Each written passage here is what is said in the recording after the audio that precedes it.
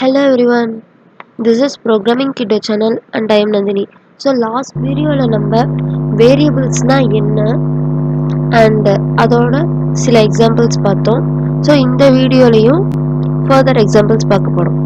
So அதுக்கு முன்னாடி variables ஓட name declare பண்றதுக்கு சில rules இருக்கு. அந்த rules என்னென்னு மட்டும் நான் சொல்லிடுறேன்.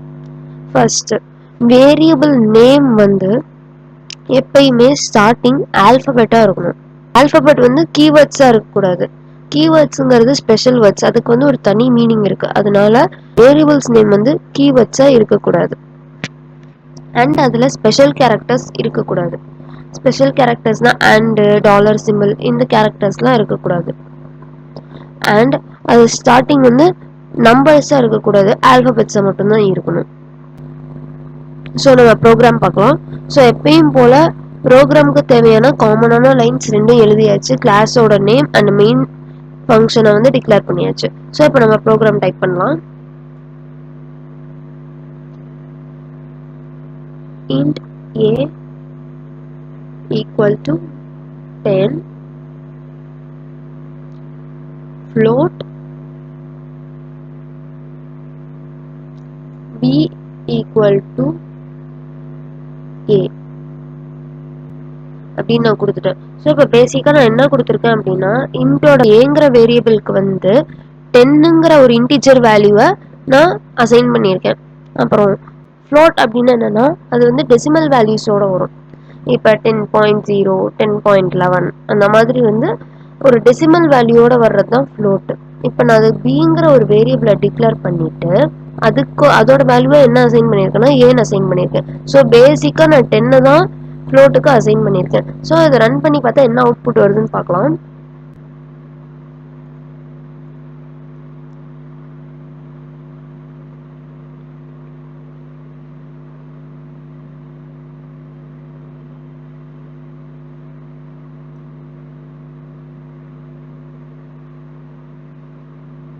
ஃபர்ஸ்ட் நான் ஏவை பிரிண்ட் பண்ண வைக்க போறேன். ஸோ நான் ஏவை கொடுத்துட்டேன்.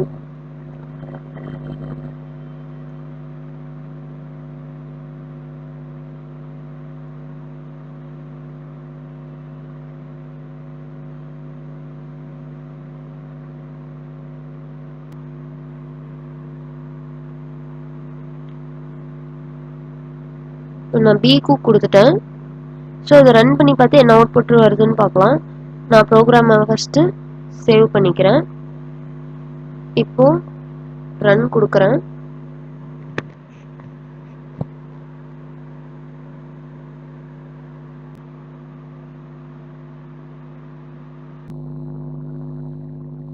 அவுட்புட் பிரிண்ட் ஆயிடுச்சு. 10 அண்ட் 10.0 இன்டிஜர் வேல்யூக்கு 10. நம்ம இன்டிஜரை வந்து எதுக்கு அசைன் பண்ணியிருக்கோம், ஃப்ளோட்டுக்கு அசைன் பண்ணியிருக்கோம். ஸோ அந்த 10 வந்து என்ன ஃப்ளோட்டாக கன்வெர்ட் ஆகி 10.0 அப்படின்னு பிரிண்ட் ஆயிருக்கு. ஸோ இன்னொரு எக்ஸாம்பிள் பார்க்கலாம். ஸோ அந்த ப்ரோக்ராமில் வந்து இன்ட் வேரியபிளோட வேல்யூவை ஃப்ளோட்டாக கன்வெர்ட் பண்ணோம். இப்போ ஃப்ளோட்டை வந்து இன்ட்டாக கன்வெர்ட் பண்ணி பார்க்கலாம், என்ன வருதுன்னு பார்க்கலாம். Okay, so float a equal to 12.4 அப்படின்னு வச்சுக்கலாம். ஸோ இப்போ நம்ம ஃப்ளோட் டைப்ல வந்து ஒரு வேல்யூ கொடுக்குறோம் அப்படின்னா இந்த வேல்யூவோட எண்டிங்ல வந்து எஃப்னு நம்ம கொடுத்துருக்கணும். அப்பதான் அது ஃப்ளோட் டைப்னு எடுத்துக்கும்.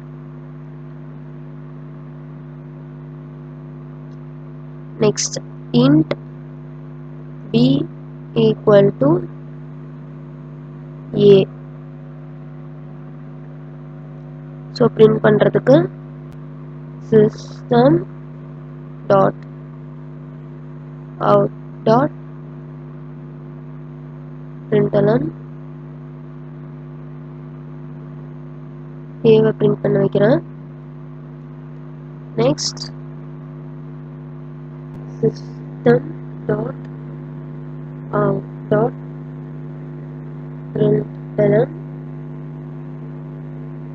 b.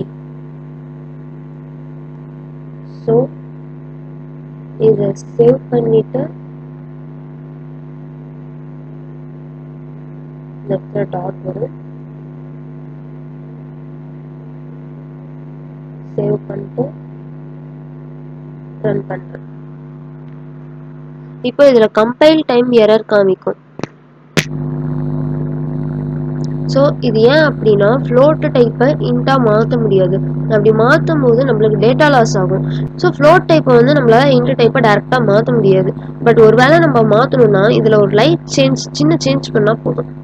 ஜஸ்ட்டு நான் இந்த ஏக்கு முன்னாடி ப்ராக்கெட்டில் இன்ட் அப்படிங்கிறத மென்ஷன் பண்ணிடுறேன். ஸோ இது என்ன அப்படின்னா டைப் கேஸ்டிங்னு அப்படி சொல்லுவாங்க. ஃப்ளோட் டைப்பை இன்ட் டைப்பாக மாற்றுறதுக்காக நம்ம அந்த வேல்யூ எதை பிரிண்ட் பண்ண வைக்கிறோமோ அதுக்கு முன்னாடி நம்ம அதோட டைப் எந்த டைப்ல வேணுமோ அதை மென்ஷன் பண்ணிக்கணும். ஸோ அப்போ நான் இன்டென்ட் மென்ஷன் பண்ணிட்டேன், ரன் பண்றேன்.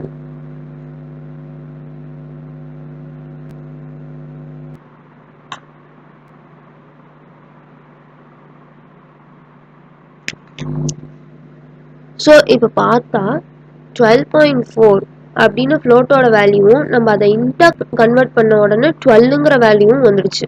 ஐ ஹோப் இந்த வீடியோவில் உங்களுக்கு எல்லாம் புரிஞ்சிருக்கும்னு நினைக்கிறேன். ஏதாவது டவுட் இருந்தால் கமெண்ட் செக்ஷனில் கண்டிப்பாக கேளுங்க. நெக்ஸ்ட் வீடியோ வந்து டேட்டா டைப்ஸ் பற்றி இருக்கும்.